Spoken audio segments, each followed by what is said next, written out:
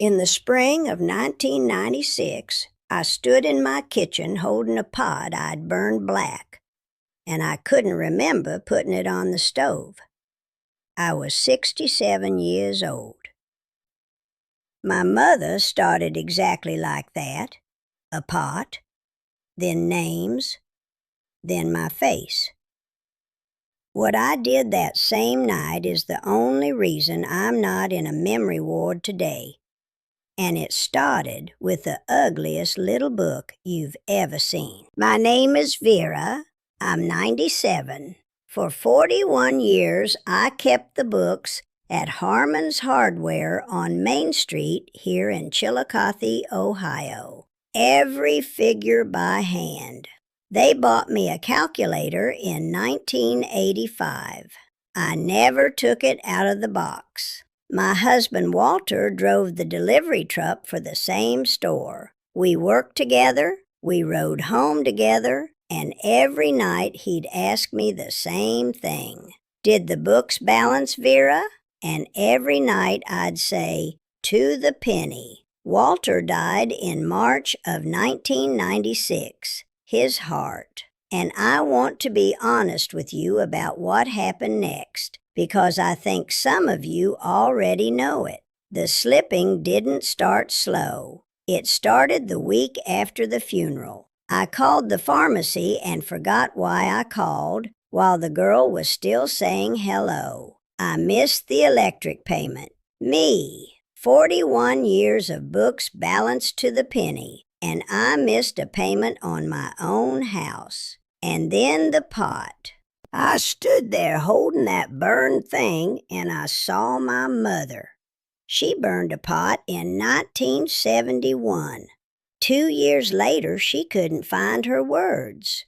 3 years after that, she looked right at me, at her own daughter, and asked who I was. Now, I could have called my son Dean. I could have called the doctor. Instead, I did the only thing a bookkeeper knows how to do when something's going wrong. I opened a book.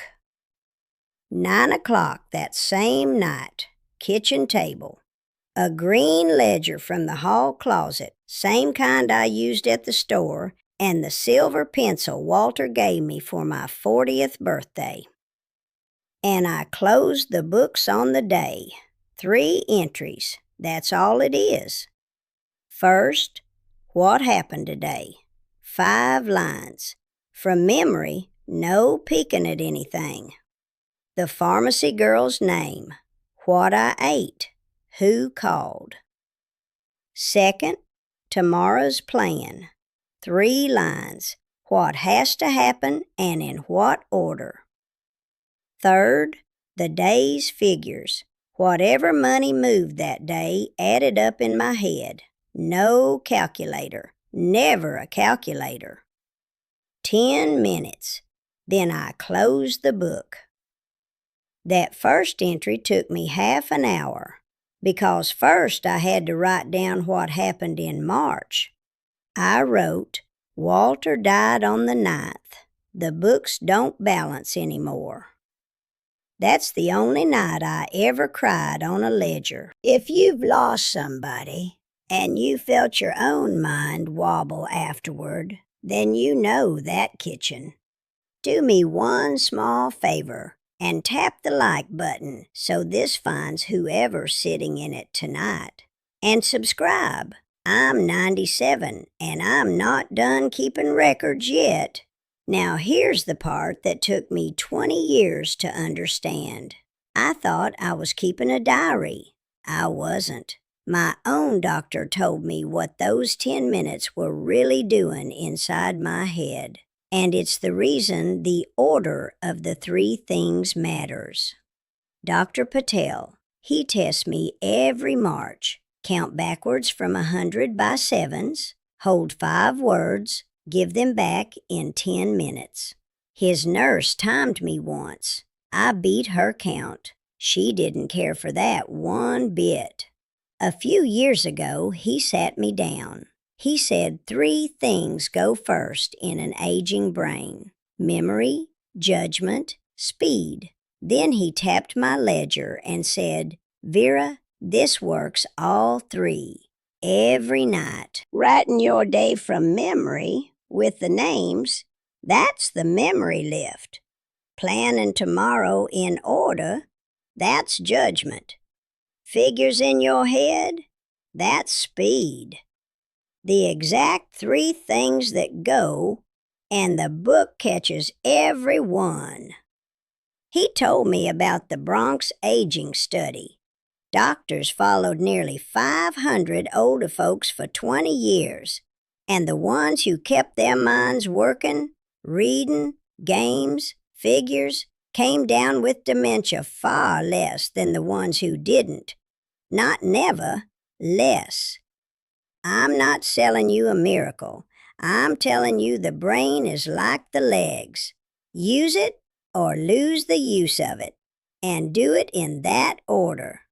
Recall first while the day's still warm, then the plan, then the numbers, like a cool down. His words, not mine.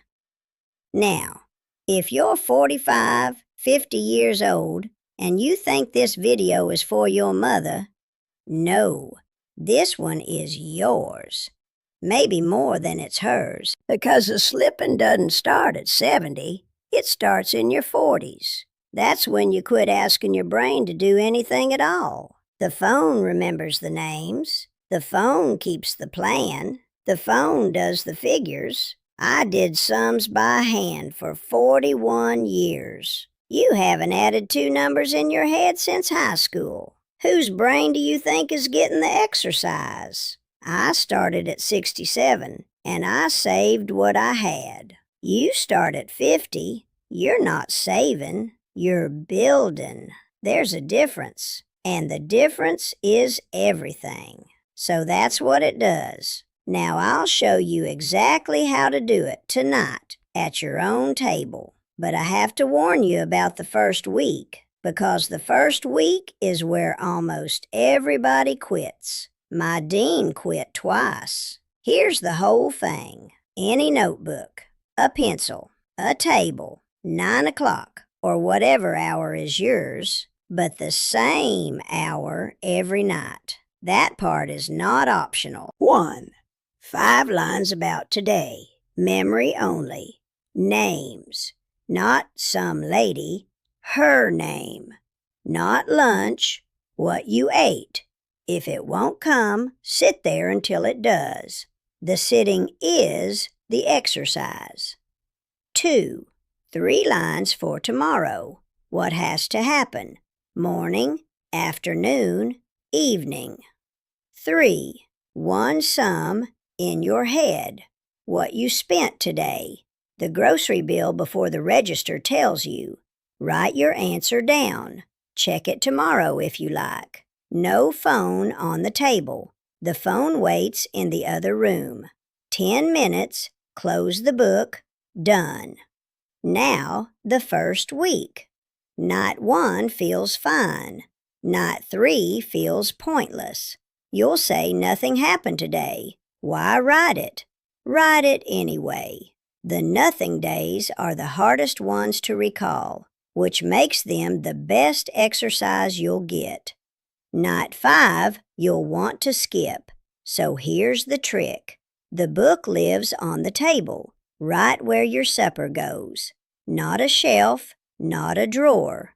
You can't miss what sits in front of your plate. Dean quit twice, both times for the same reason. He kept his notebook in the desk drawer. The drawer killed it. Twice. Third try, his wife set it next to the salt and pepper. That was 4 years ago. He hasn't missed a month since. And if you're sitting there thinking it's too late for you, that your pot already burned, that it's already started, then this last part is the only part I really need you to hear. Because I was 67 when I started, and 67 was supposed to be too late. There are 30 green books on the shelf in my hallway now, 1 for every year since that spring, and a couple of old store ledgers I couldn't part with. Nobody touches them. Last March, Dr. Patel finished my test, leaned back in his chair, and asked me a question no doctor had ever asked me. He said, "Vera, what are you doing that I should be telling my other patients?" I brought him a ledger the next visit. He took pictures of 6 pages with his phone. I made him promise not to show anyone my figures. I'm not smarter than my mother was. I need you to hear that. She was quicker than me her whole life. She just never knew there was something to do. Nobody told her. That's the real tragedy of it, not the fading, the not knowing. Dean started at 52. My granddaughter Katie started at 24. Hers has little drawings in the margins, but she shows up. The books don't care how old you are. They only care that you come to the table at 9. Now tell me down in the comments what hour your 10 minutes is going to be. 9 o'clock like mine, or an hour of your own? Say it where I can read it. I read every single one. And if you want more of what 97 years taught me, well, subscribe my channel.